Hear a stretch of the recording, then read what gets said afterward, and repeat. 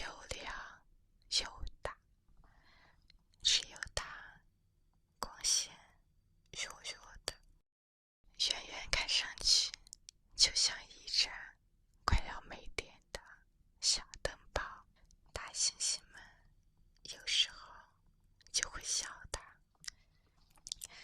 大猩猩们有时候就会笑它，你这么暗，谁会看你呀？小猩猩很难过，可是他不知道应该去哪里。它没有翅膀，也不会飞，只能挂在天上，一闪一闪的，用尽全力发出自己的那一点点光。有一天夜里，小猩猩实在是忍不住了，掉了一滴眼泪。那滴眼泪从天上落下来，穿过云层，穿过风，一直落到了地上的一座小院子里。院子里住着一个小男孩，叫小树。小树是一个看不见东西的孩子，他从出生起就没有见过光，不知道月亮是什么形状，也不知道花是什么颜色，也不知道星星到底有多亮。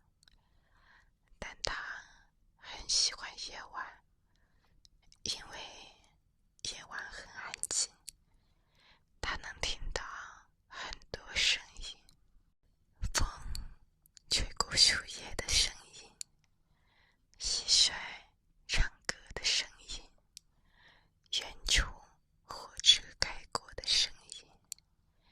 那天晚上，小树坐在院子里，忽然感到手背上凉凉的，好像有什么东西落了下来。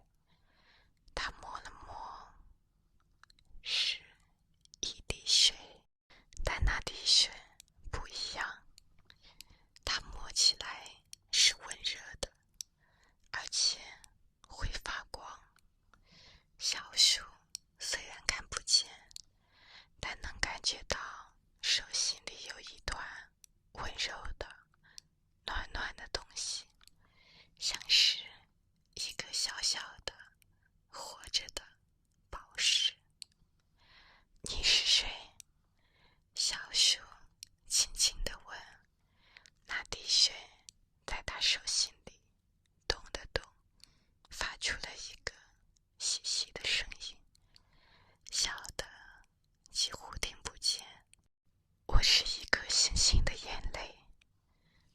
小树很惊讶，星星也会哭吗？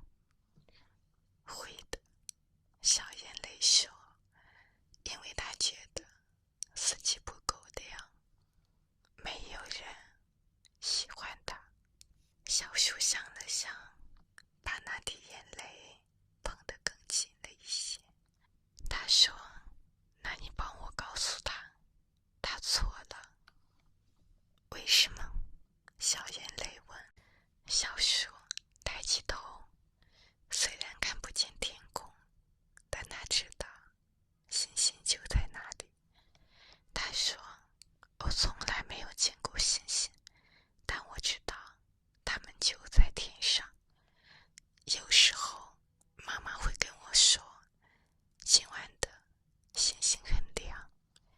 我想即使是最暗的那一个，也一定有人在看，就像我。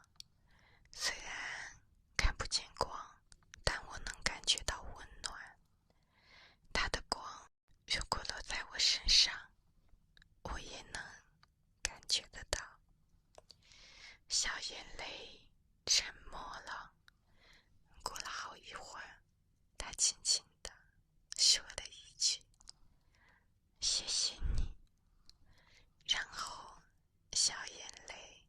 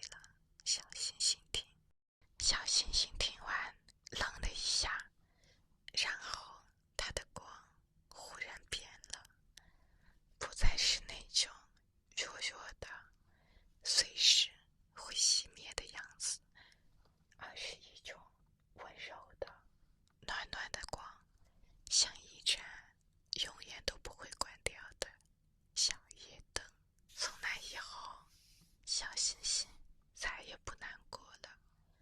他知道自己不是最亮的那一个，但他也知道，在某一个地方，有一个看不见光的小男孩，能感觉到他的温暖。